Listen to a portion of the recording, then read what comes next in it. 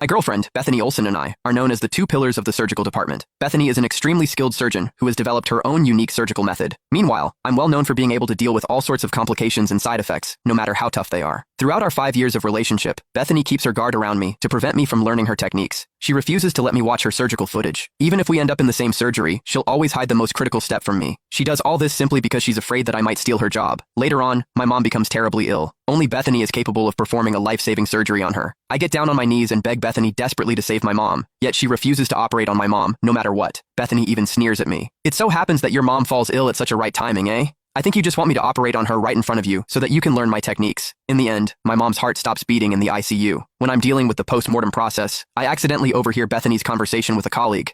Gregory kneeled before you today, Bethany. I can't believe you still listened to Seth's advice by not performing the surgery on Madam Weber. Bethany says nonchalantly, actually, I was starting to doubt myself. Thank goodness Seth told me that it's almost time for our work performance to get evaluated. I'm very sure Gregory is trying to seize the opportunity to climb the career ladder, as if I'll let him have his way. Besides, Gregory isn't my student at all. If anything does happen to his mom, I can take the liberty to let Seth handle it. I've already taught him everything I know, so right now, he lacks a patient to test his skills on. It turns out that Bethany isn't afraid of me stealing her job. It's just that I'll always be an outsider to her. I just turn on my heel and walk away without saying anything.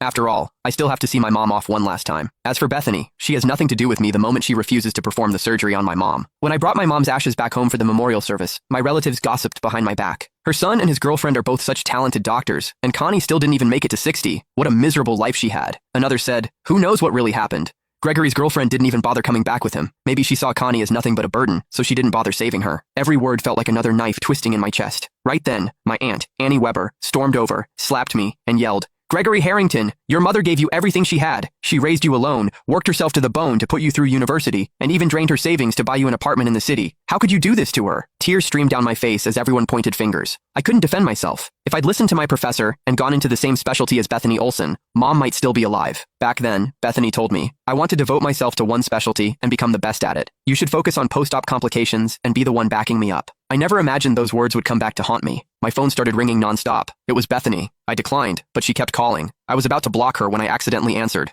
Where the hell have you been? She yelled. You took time off without even telling me. Do you even think of me as your girlfriend? My hometown, I replied coldly. Bethany scoffed. Oh, right. Seth told me you transferred your mom to another hospital. Turns out you moved her back home, and you still claim you didn't ask me to operate just to learn from me. If she were healthy enough to be sent back to some small-town hospital, her condition obviously wasn't that serious. You swore you'd never go into the same specialty as me, Gregory. And now, you're lying about your mom's condition just to compete with me for the chief position. You should be ashamed of yourself. My hand trembled against the phone. Shut up, Bethany. My mom's dead, okay? Are you happy now? There was a brief silence before Seth Dawson's voice came through. Greg, you've gone too far. Even if you're lying, you shouldn't joke about something like